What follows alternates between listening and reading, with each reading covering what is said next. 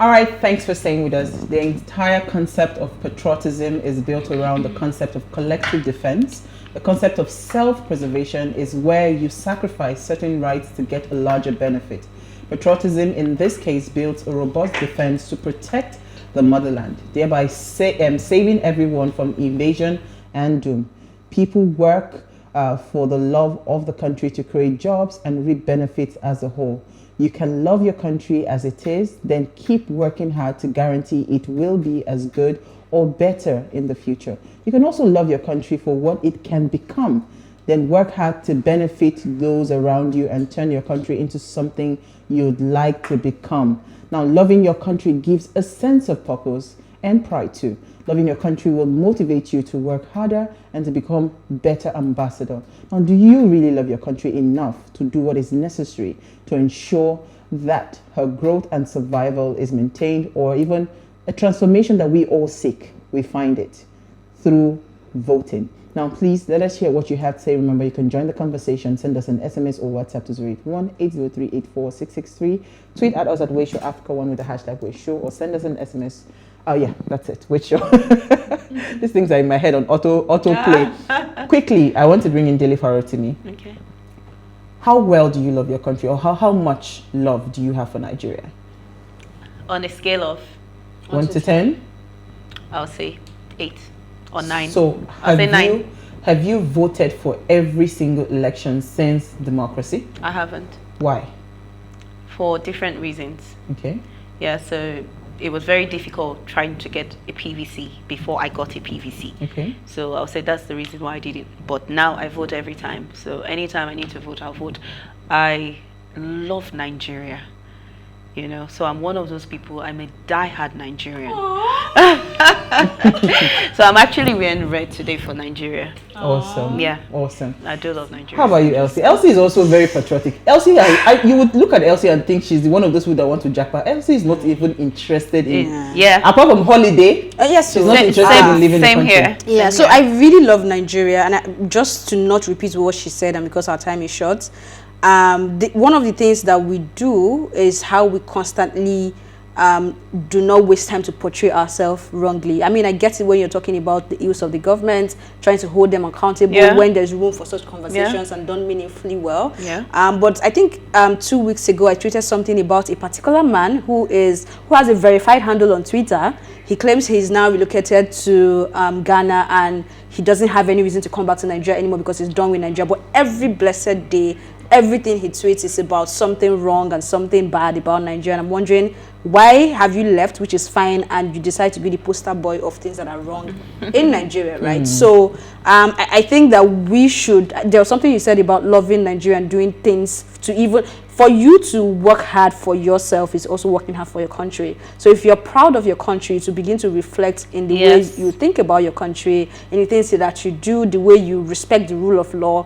And I think that until we begin to love Nigeria, that progress we want. Absolutely. Nah, it won't happen. I agree. Okay, Dele Faratomi is a lawyer, author, member of the Citizens Rally Against Oppression.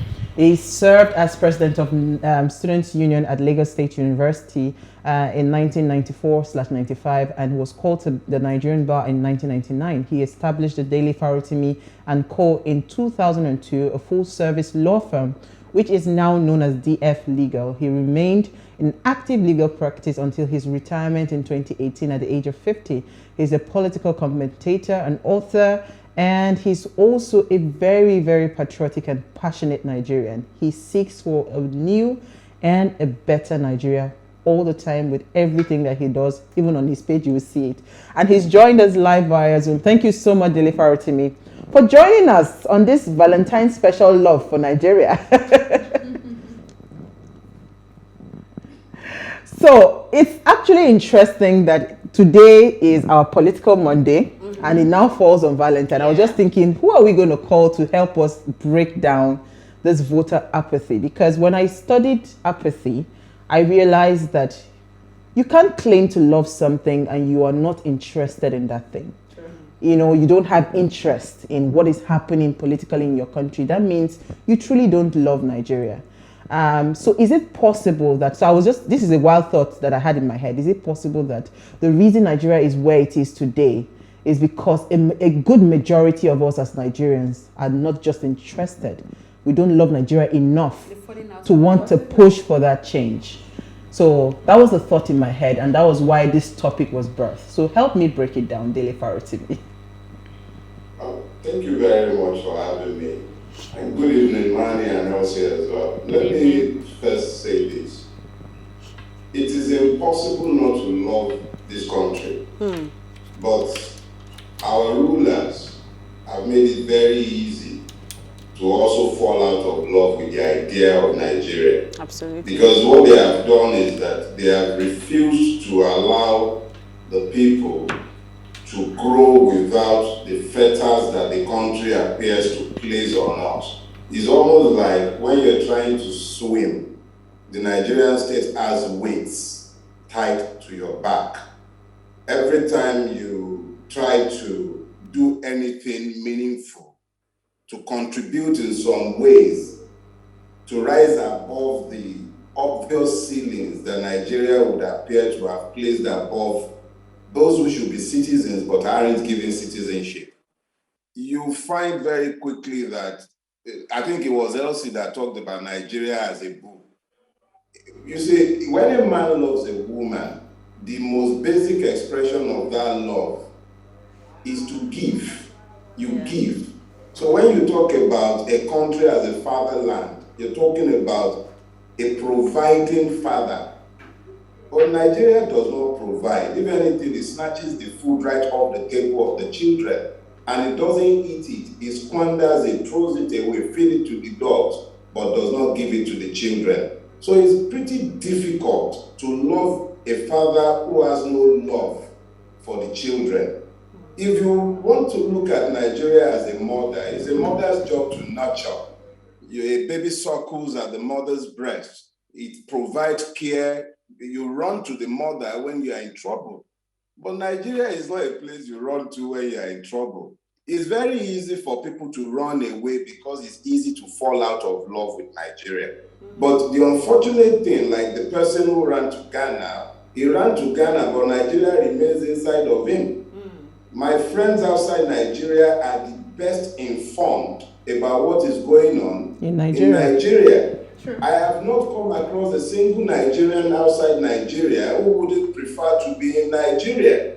So what you find is that it is not Nigerians who do not love Nigeria. It is Nigeria itself and our rulers who have made it impossible to even stay in love, because it's more of a love-hate relationship. For every time you give love to Nigeria, every time it glances your way, it's like, you know those fathers that when they come into the house, you have to hide. That is the same situation with the Nigerian. Every time the Nigerian state sees you, it brings trouble. Is it that they see you, they bring tax. They see you, they bring police. They see something negative always happens when the Nigerian state focuses its attention on you. So it's difficult. Now, to deal with the second part of your question, which relates to voters' apathy. Frankly, when people have come to the conclusion that they are really not offered any choice, that there is no difference between the PDP and the APC, that their lives are not changed regardless of who is in power, they've been made to believe that their votes do not count. It's almost systemic. It's very difficult to then get people to come out and participate in a process that they believe is oppressive towards them. Not only oppressive, it's dismissive of their feelings and their wishes. So it's up to those of us who speak all this Dogon Turenji I'm speaking to help the people find purpose for why they need to get back to participating in the process. The rulers would prefer that they don't participate. It makes it easier to rig. So, yeah. Okay, so let's talk about these rulers you talk about. And I mean, I personally would say that it feels like the rulers hate themselves and hate Nigeria, because we've had this conversation on this table where I say that if me as a person goes to Uwa's house, for example, and I see something beautiful, right? I'm looking for a way to say, oh, where did you get this? How can I bring it home? How can I enjoy this in my home, right? We have rulers that are well-traveled. They go out there. They see things working. They see how it works. And I think that if you have self-love first, you always want to improve yourself. You want to invest in yourself. So why do you think, beyond me, my own personal conclusion to say it has to be hate for self and hate for your country, why do you think they travel as much as they do and never try to replicate the good things that they see where they go?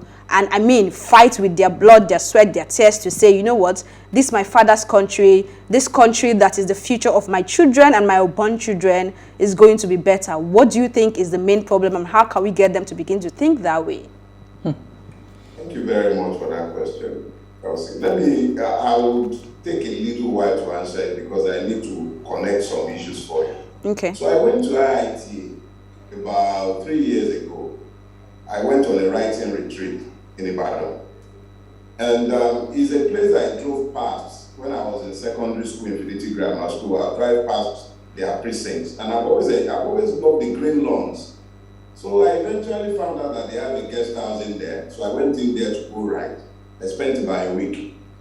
And the striking thing about the place is that I could have been in Houston, Texas, the minute I drove into their precinct. Absolutely. Because it's built around the American model. And then to make it more interesting, right there in their reception area, there were pictures. They just celebrated their 50th anniversary. So I was looking at this, and Obasanjo was the special guest of honor at the anniversary. So they had all these pictures on the wall. And it made me sad. I was very sad because the minute you drive out of IITA, you're back to Nigeria. You're entering what is functionally hell. But when you return into the IITA precinct, you could be in America or any other part of the civilized world. So right inside what we have turned into hell, the Americans have managed to build a paradise. So that set me thinking, and I said to myself, if Obasanjo could come here, and this is what these people have done with this place in 50 years, they have a dam, it's functional. Let me even leave the story. So I went to Obasanjo Presidential Library. I wanted to see what he built since he has failed to build a country. I saw a cage in which were kept 2 lions. On top of the cage, Aremu, the lion cub, was a sign on top of that cage. The man placed a lion in a cage. That cage is not up to 3 by 3 meters in diameter. He had monkeys who were kept in cages that they could not even stand fully. I then realized that this is the way these people have ruled Nigeria, without vision. Nobody figured out that the cub would become a full-grown lion, and they kept a lion cub in a 3 by 3 meter cage at the Presidential Library. Wow. Now, if you run a country the way Nigeria has been run, then it wouldn't surprise anybody that you keep a lion cub in a cage. I wouldn't even keep my boa bull in such a constricted area. That is how the Nigerian has been kept constricted by visionless rulers. And Obasanjo is much better than the others who have come and gone. Absolutely. And yet, that is what you are saying. So when you ask the question, you must understand very clearly that these people are completely myopic. They cannot even understand what is in their own enlightened selfish interest. Because if, as a country, we have so much unemployment and you are looking for people to generate employment, and you lie to yourself that we're a capitalist society. Capitalism suggests the presence of capital, but you cannot borrow in any commercial bank in Nigeria today at less than 20-something% interest. Ridiculous. So how do you generate wealth? So you have a situation where our rulers have factored our poverty into their planning. If they were interested in generating wealth, they know what to do. When they allowed telecoms to flourish, look at everything. Look at the amount of creativity that has been allowed to grow. Look at the commerce that has grown function of the liberalization of the telecom industry. Imagine that we have had power. Is it rocket science that we don't have electricity? How much have they spent? And yet they are generating only darkness. We're still using antiquated power stations. So you must understand very clearly that what you are seeing is not by accident, it's by design. Sure. They would prefer to steal the money, keep it outside Nigeria, buy homes on the Potomac, Imagine. die abroad instead of dying in their own country because there are no hospitals to attend in Nigeria. So our situation is not that we don't love ourselves. We love ourselves sufficiently, but our rulers, they hate themselves, and they don't even begin to understand what is in their own enlightened selfish interest. Americans, black Americans born there, they are being treated as if they are less than dogs. So they go and have their children in America in the belief that they have escaped the madness of Nigeria. It's insane.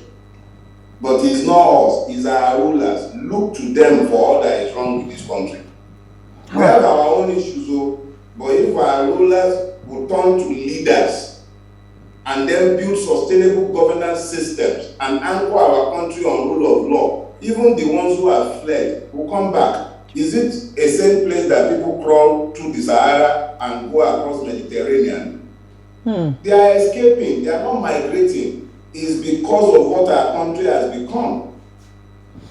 Oh wow, okay, let's just take a very short break. This is really heartbreaking.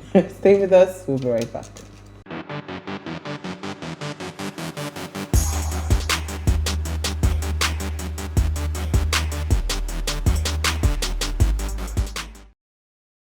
All right, thanks for staying with us. If you just tuned in, we are having a very sober conversation, I'll call it. An amazing chat with Dele Faratomi on voter apathy. We're asking, is it as a result of zero love for country? Now, please let us hear what you have to say. Remember, you can join the conversation. Send us an SMS or WhatsApp to 081-803-84663. You can tweet at us at WaysShowAfrica1 with the hashtag WaysShow. Manny, you had a question? Okay, yes. Go ahead. So, Dele, when the show started, Uwa asked me how much I love Nigeria. So I believe that there are a lot of people like me who love Nigeria not because of what we see, physically, but because of what we see mentally. We see a Nigeria that can be. So how do we take the other people who would love to love Nigeria, but how do we take them from this place of apathy to a place of enthusiasm, like a place of love? How do we take them there?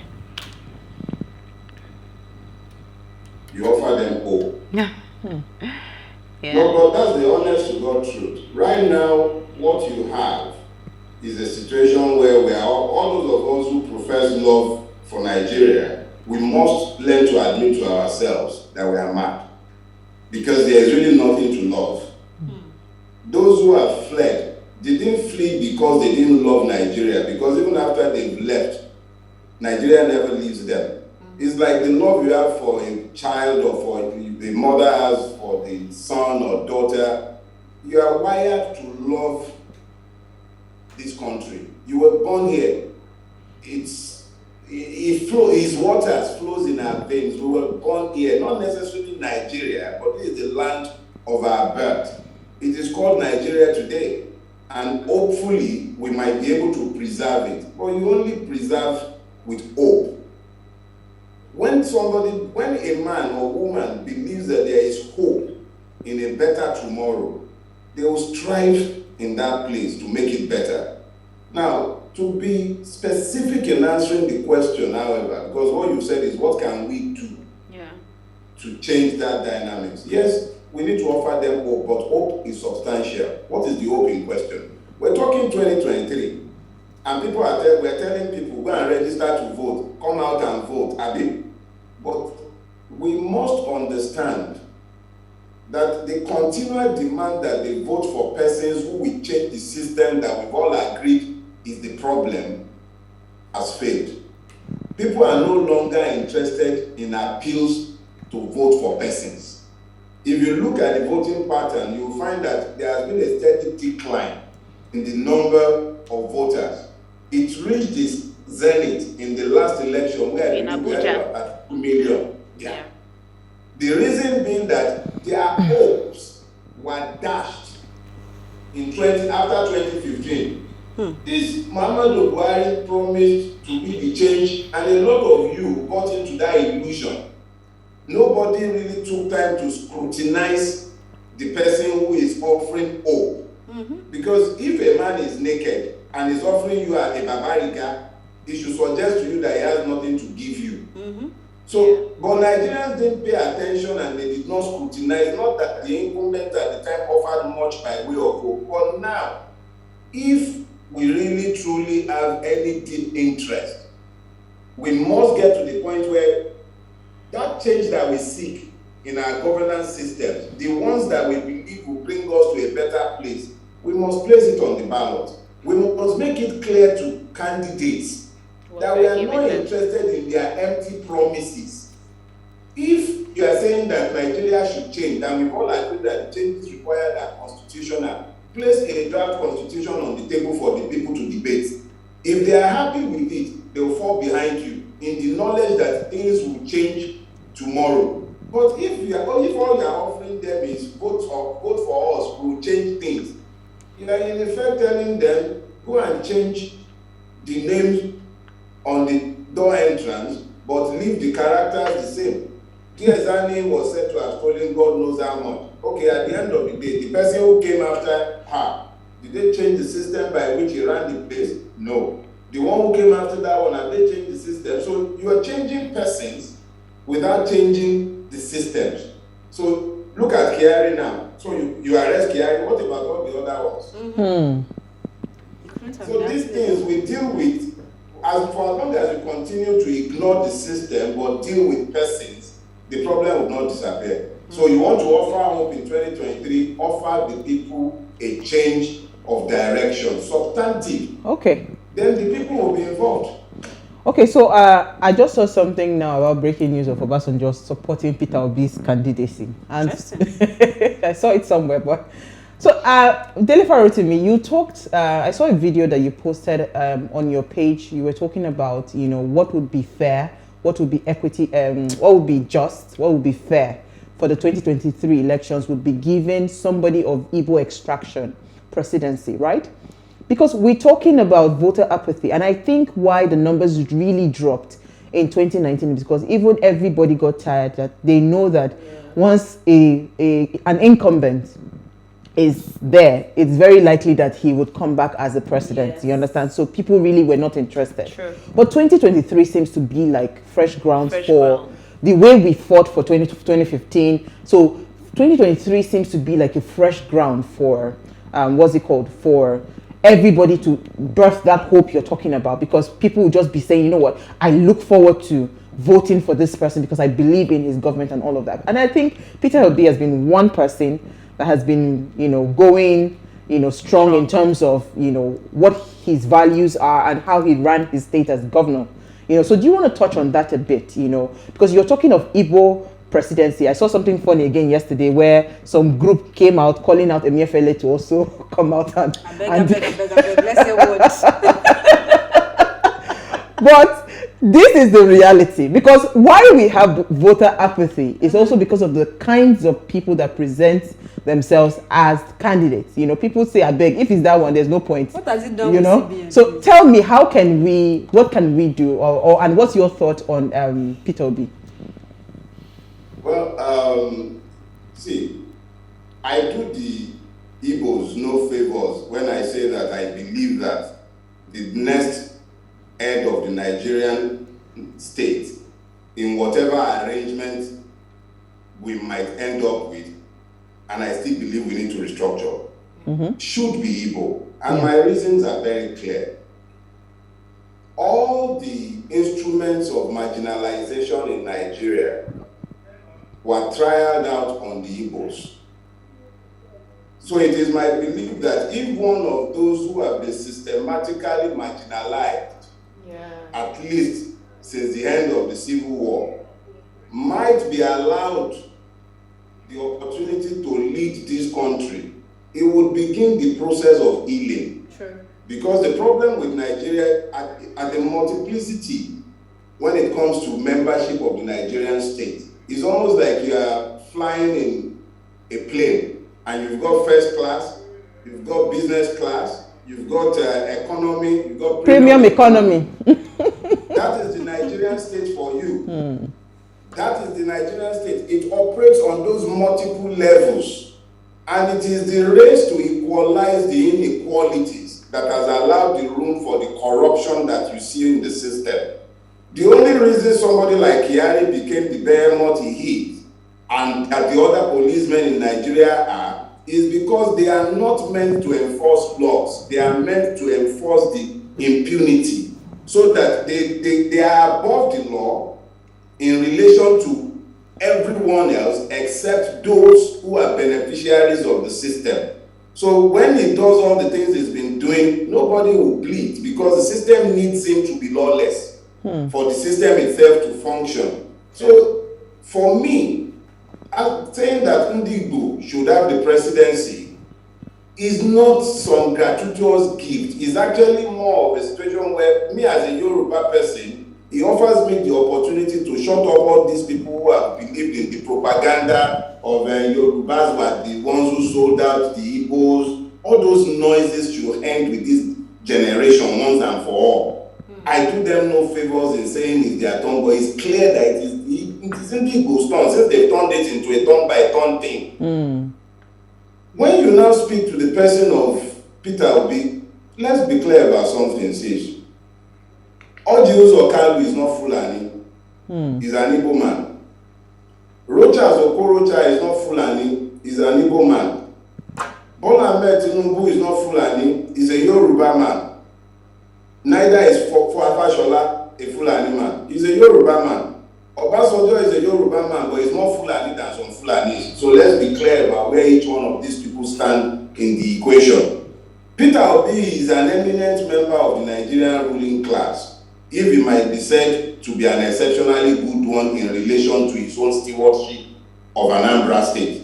So if somebody like Peter Obi is the one being thrown up by the system, yes, a lot of people will coalesce around him, but I will still ask the question, how does he intend to change this governance system when he gets into power, if he gets into power? Because he's a beneficiary. And those who are asking him to come into power are beneficiaries of the system who have no interest in the system changing.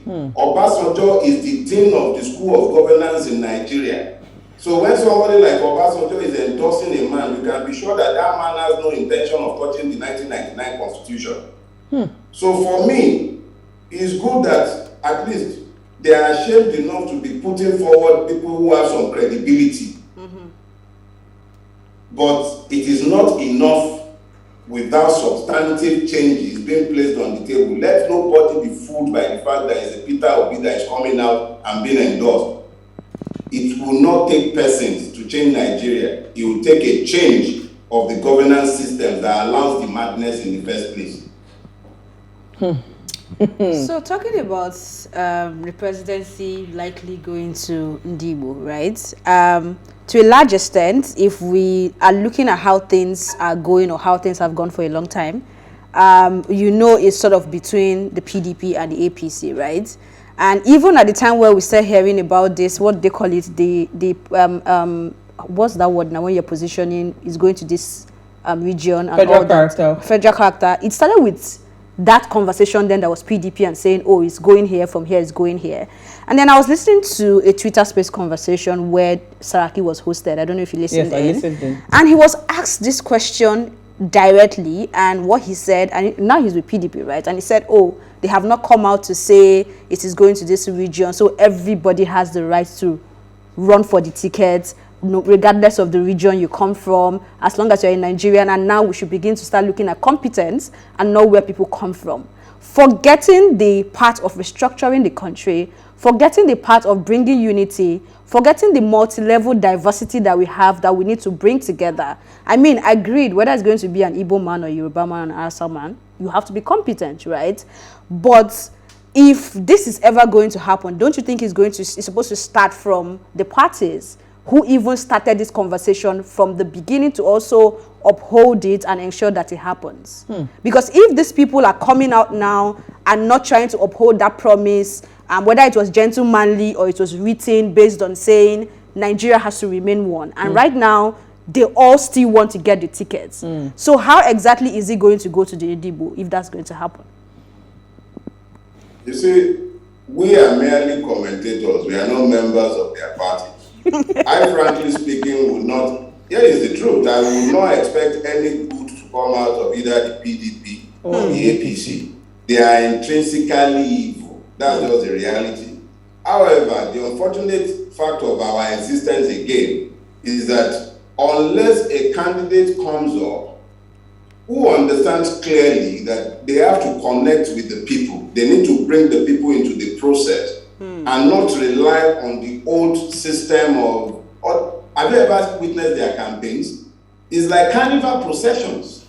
They don't speak to the people because the people are disconnected. So all they do is they play brigade band music. You're dancing. They come to the stage and you see someone like Oshi Omole the other time dancing that on the stage. And that is what passes for campaigns these days. Not exchange of ideas, not empathy with the people, no way of convincing them as to why they ought to vote. So there is this disconnect that can only be bridged when somebody with ideas connect with the people. I'm actually more, let's see, I'm begging, let somebody who has clear understanding of the issues, somebody like Peter Obi doesn't need to stick with the PDP circles, or someone, let one of them even come up with cogent ideas for the restructuring of Nigeria, a different path forward, at least articulate a different vision that the people can connect to. It is this failure to articulate a vision that is driving all of them into PDP and APC, which are essentially rigging machines. They are not. But sorry, Dele, but you know that this thing is going to be difficult for any meaningful change to happen with another kind of party, right? If at all this change must happen, I don't see another political structure that can match up structure, finance, and all of these machineries on ground to be able to monitor an election. You know why you're saying this? Why? You're discounting the people in the calculation.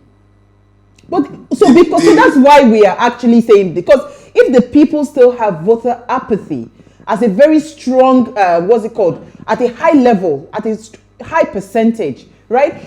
Yeah. As it stands, we have issues with voter apathy in this country. If we have this as an issue, how do we then get an independent party or a different party from the PDP or the APC to win an election when the people are not even interested in move? All this one we've been shouting, singing, with all the NSAS thing that happened and everything, you would think that by now, like 80% or 90% of Nigerians that do not have probably their PVCs or whatever, they've gotten it and they're just waiting, for you would think that is happening, but that's not the case. Let me say this to you. Even embedded in the question you asked are the obvious answers. You've already considered the fact that there is widespread voters' apathy. Voters' apathy happens when people are disconnected from a process. You've also, in the course of this discussion, highlighted why the people are disconnected. They don't believe that anything will change. The system has persuaded them that their votes are useless, even though those who have persuaded them that their votes are useless are busy buying their votes. Now, if you want to bring a people who have been disconnected back into a system, you have to find the point of reconnection. Something must connect them back. If you are going to connect them back, it won't be about who is going to share 10,000 or 20,000. You'll find the hungry people who are shameless enough to come out. And after all, rationality ends where hunger begins. So the person is happy to collect your 5,000, your 10,000, but there aren't enough of them to dent the voters' apathy figures. But if you gave the people a reason to be connected to the process, when you promise them genuine change, substantive change, let's look at Lagos State, for instance. I dare say that each and every one of you three ladies have not entered the inside of a government hospital in this state in the last 10 years, but you've gone to hospitals because we must maintain ourselves. If you have children, they are not in any government hospitals. Even your mega children go to private hospitals now. So there is a complete failure of governance. But no party has come out to point at the complete failure of governance, put a genuine plan on the table for the remedy of that failure, but you want them to come out and vote on account of the fact that you are young. So you are a young person, they should vote for you. And so what? Oh God, you are a new face, you've never been caught stealing before, and then what? What's the need for the people? You haven't shown them what. So you need to be compelling enough. Right. Okay, let's take some comments quickly. I have this one. It says, I love my country, Nigeria, passionately without boundaries. The problem is simply the leadership of our nation since day one. We have everything abundantly, naturally, that will benefit all of us. I don't blame those that find their way out to other climes. It's sad that we don't have leaders, but greedy, selfish rulers at work. I wish you ladies a happy Valentine, and Jah bless you all. This is from Bobby Kennedy, from Jalingo in Taraba State. Thank you, Bobby Kennedy. And there's another one. It says, very interesting topic, ladies. I think this is one area we always get it wrong in this country. There are several parts of democracy, but in this country, we concentrate only on voting while we completely neglect governance.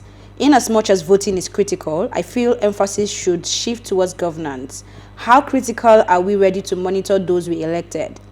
To what extent are we ready to go to make sure those leaders lead us right? This current arrangement of shouting, get your PVC up and down every 4 years, cast your vote for one of the devils, then go back home to sleep and wait till the next 4 years is never going to solve our problem. Thank you for that one, but you didn't add your name. All right, quickly, Mani. Okay, let me read one from YMD. She says, hi, Queens of Talk. First of all, happy Val Day. Now to the point, there are gaps in civic education in Nigeria. I was going to say that as well. To nip voter apathy in the bud, the electorate must be sufficiently sensitized to be keenly interested in democracy and governance. The Nigerian state, too, must be fulfilling the social contract as a way of giving the electorate hope in democracy.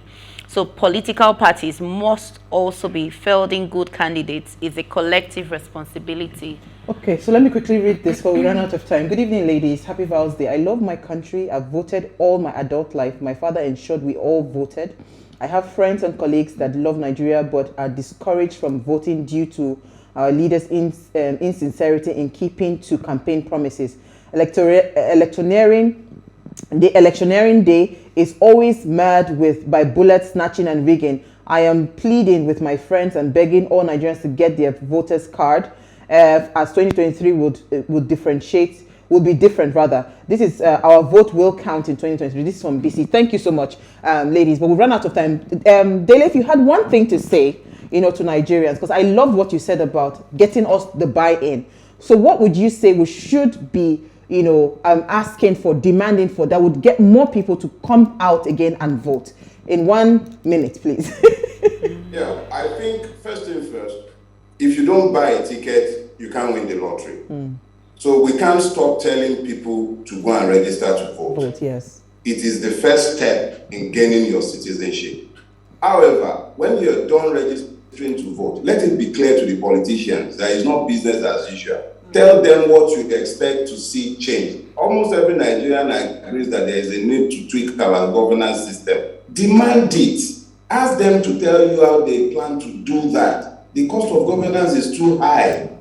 But if we don't make these demands, we simply just fall into the line. We fall into line and they just do their thing again. And before you know what's going on, as one of my younger friends said, it will be 2026. And we'll start having these discussions again. God forbid. God forbid. Because I'm not sure we have that long. Absolutely. Thank you so much, Dele Faratomi. It's always a pleasure having you. Thank you very much. We hope you keep on coming back to us when we call because you always do. Thank you so much, Dele. Thank you so much. Thank you, ladies. Thank you, Elsie. Thank you, Manny. We had a fantastic conversation.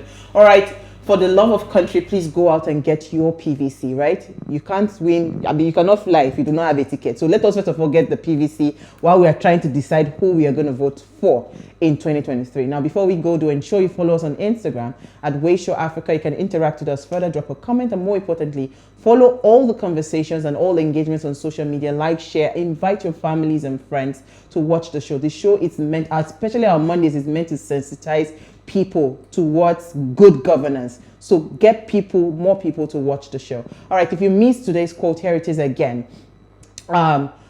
Voting is the expression of our commitment to ourselves, one another, this country, and this world. It is a commitment. So let us get up and get voting. We'll see you guys tomorrow at 8 p.m. as we bring another great conversation to your screen. Enjoy.